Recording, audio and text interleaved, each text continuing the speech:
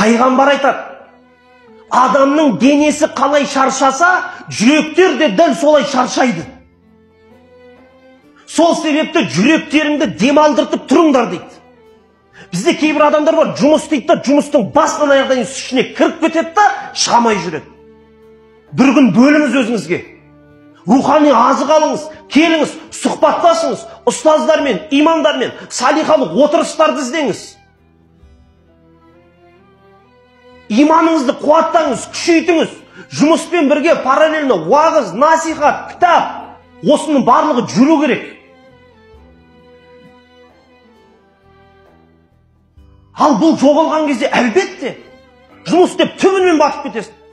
Bir күнді аласың да, соған арнайсың, бүкілін алып тастайсың, болды.